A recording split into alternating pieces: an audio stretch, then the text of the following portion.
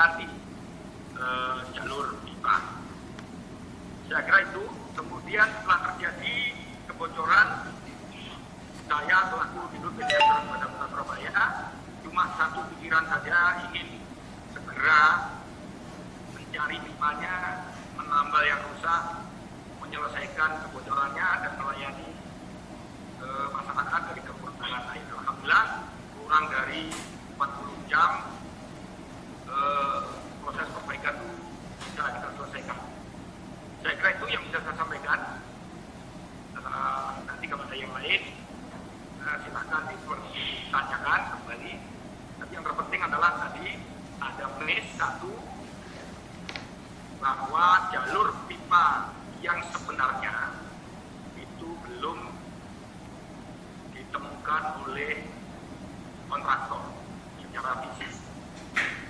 Dan sudah adalah di ujung-ujungnya ada besinya, ada pipanya, kemudian ditarik garis, saya tidak tahu garisnya ini garis fisik apa garis imajiner, dan itu dipakai untuk patokan. Itu yang tidak kami rekomendasikan. Rekomendasi kami adalah harus dilakukan tes hole dan dilakukan pematokan, ya, patok. Ketemu pipanya dipatok, bahwa di situ ada pipa besar dan kita harapkan pada radius 2 meter dari tengah pipa baru boleh dilakukan pemanfaatan tiang. Itu dari sisi kami. Setelah kami baru tahu bahwa proyek tersebut belum memiliki RSB, setelah Komisi C mendatangi lokasi bersama kami dan mendapat penjelasan dari pihak kontraktor dan dari pihak PPK. Demikian, ada kurang lebihnya saya mohon maaf. Wassalamualaikum warahmatullahi wabarakatuh. Terima kasih Pak Jamal. Saya itu besok kami dari apa gimana ya? Dari BDAM mempunyai gambar seluruh gambar tentang pipa yang terpasang di seluruh kota Surabaya. Jadi kalau misalnya ada apa-apa itu tinggal melihat peta itu apakah ada apa enggak. Selanjutnya nanti itu bukan sambung lagi, tapi setelah ini saya minta dari kontraktornya untuk menyampaikan hal-hal yang perlu disampaikan. Silakan waktu kami berikan.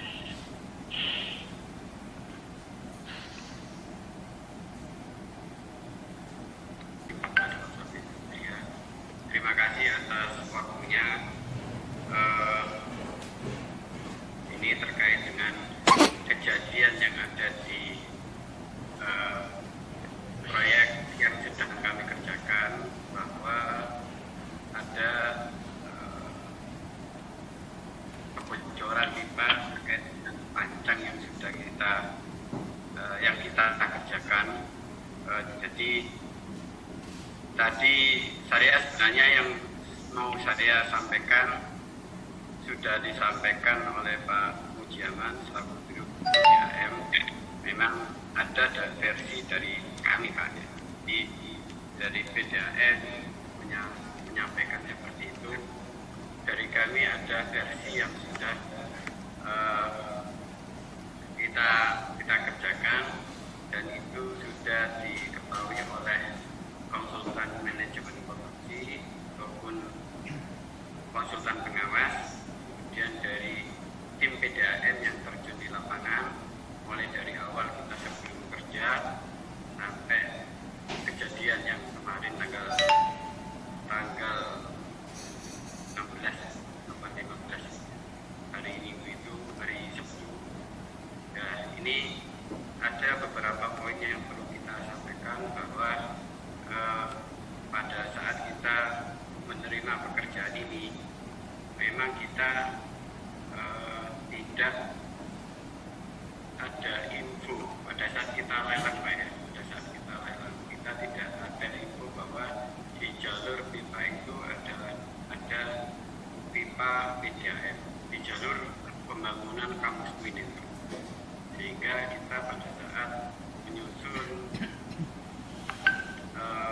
awal sampai dengan saat ini tidak ada perhitungan itu, tidak ada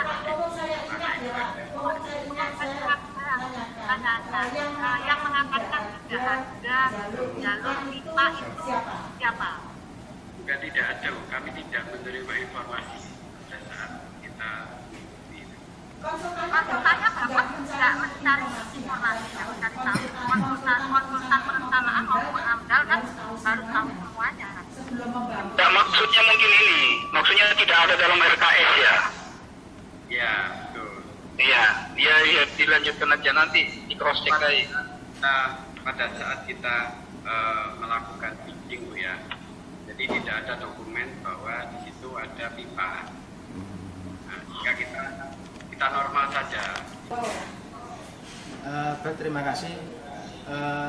Ini yang pipa PDAM ini yang jebol ini tidak hanya di UIN saja, Bu. Ini sebelumnya agak beberapa waktu yang lama juga pernah di Purimas, di Masjid Purimas, Asalam juga melakukan juga sama. Cuma karena sudah pengalaman, sudah jebol di Purimas itu, untuk yang di UIN ini cepat ditangani, sehingga pada waktu masyarakat itu membutuhkan air, pada waktu bocor untuk memperbaiki itu cepat diselesaikan. Saya juga menghimbau mungkin petanya dari PDAM itu yang real, yang konkret. Karena di situ Purimas juga mengembangkan, ada Puri City, ada Uinsa.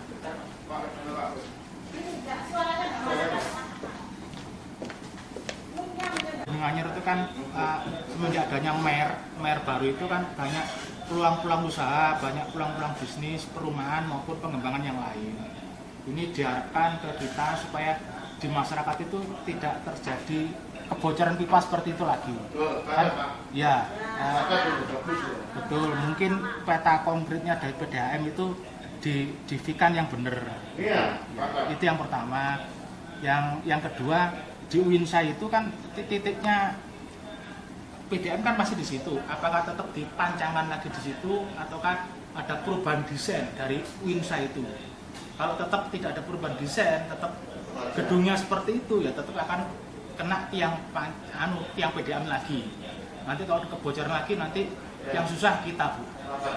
Ya, yang susah kita, karena ini informasi dari masyarakat LPMK, RW itu banyak warga itu yang beli sendiri, Bu. Beli sendiri, datangkan PDAM, bukan air PDAM, tangki. Satu tangki itu antara 400 ribuan, itu kita nyegat dari nyegat, Bu, ngebel. Yang pipa harusnya isi air isi ulang itu, ini kadang warga kalau sudah kebingungan, ini itu kan akibat, Pak, ya? Akibat.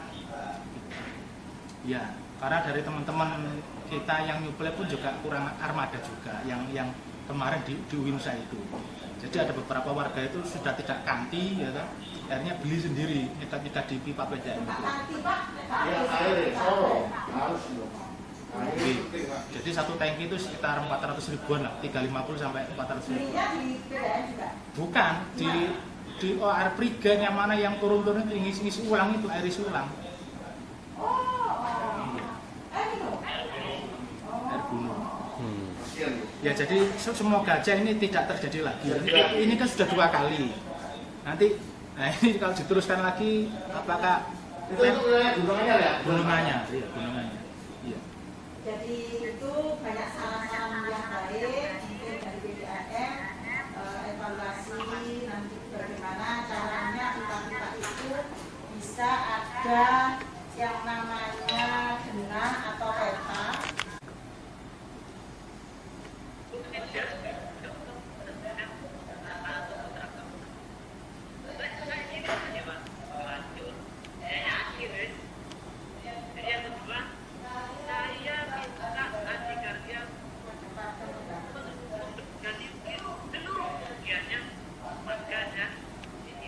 Bu Ketua, ya, saya hampir sama dengan Bu Ketua dan Pak Hamka tadi menyampaikan pada intinya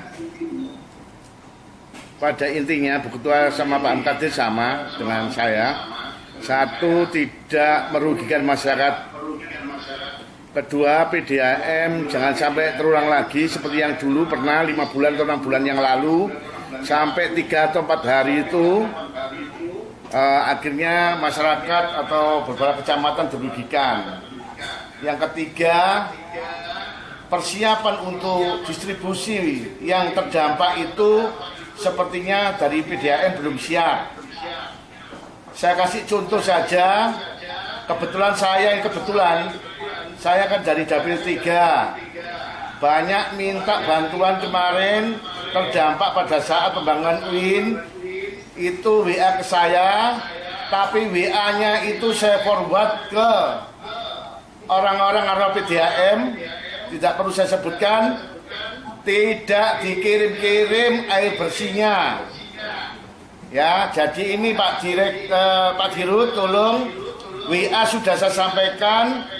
Akhirnya pembangunan selesai, airnya juga tidak dikirim-kirim.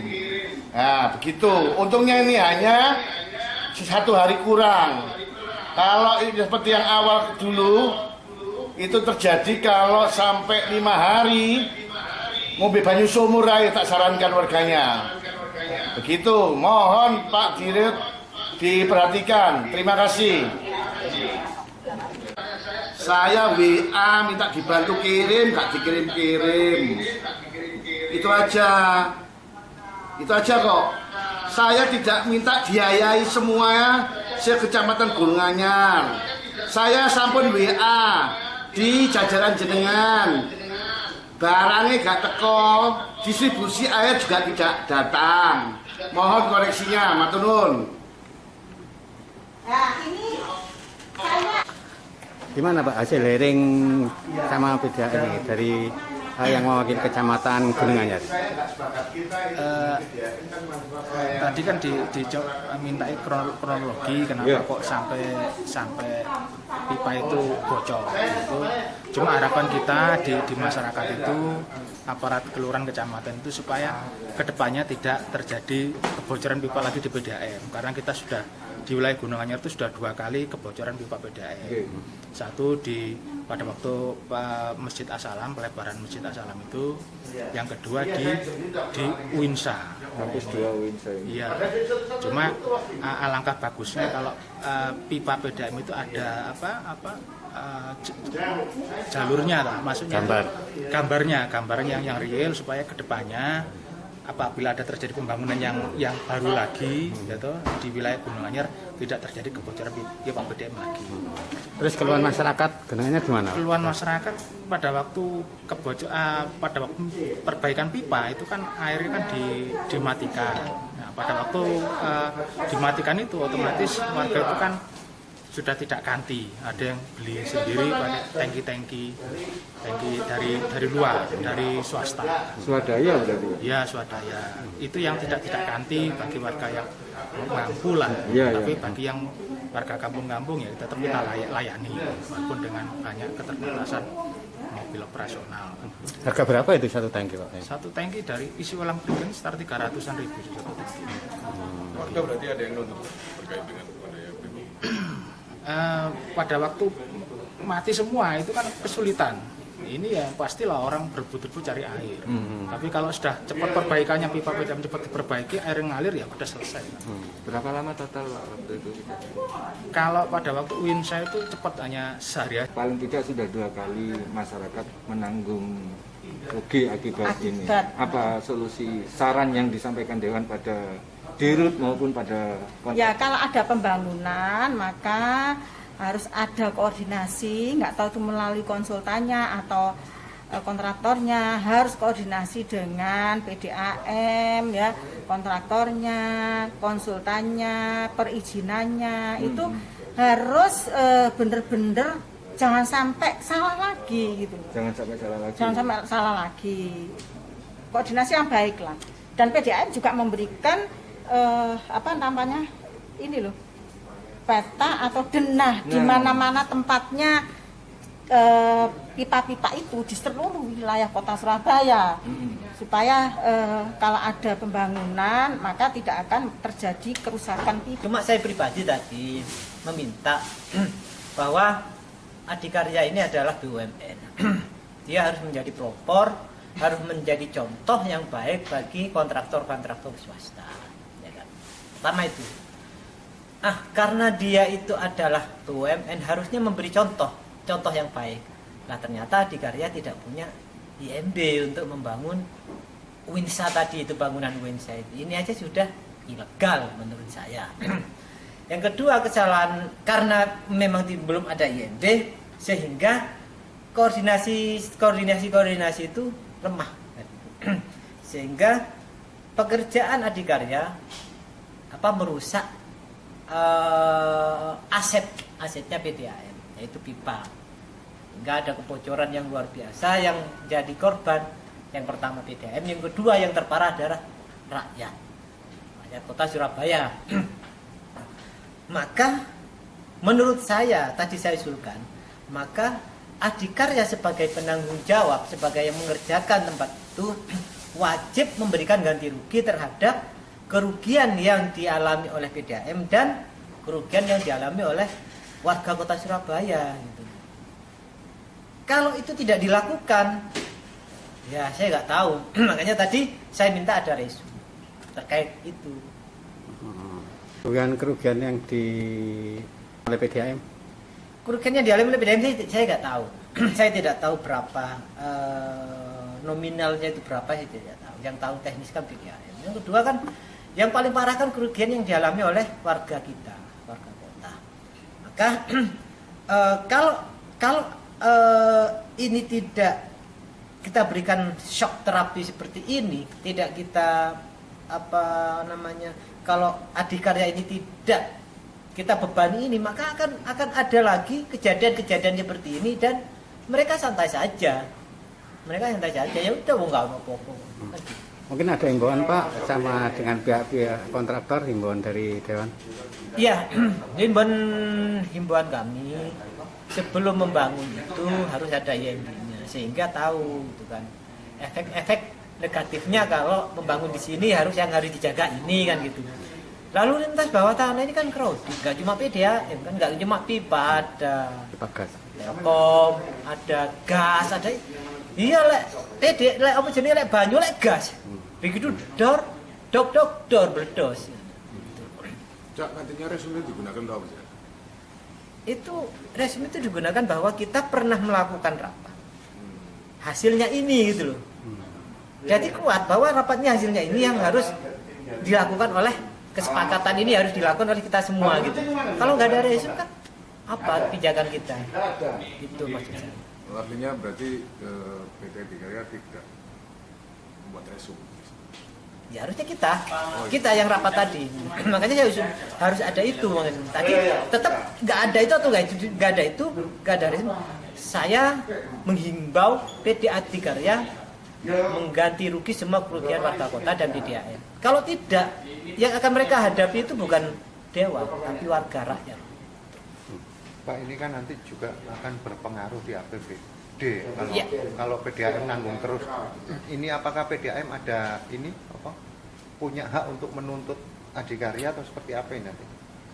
Setahu saya PDAM nggak punya hak. Setahu saya itu PDAM itu sudah menyiapkan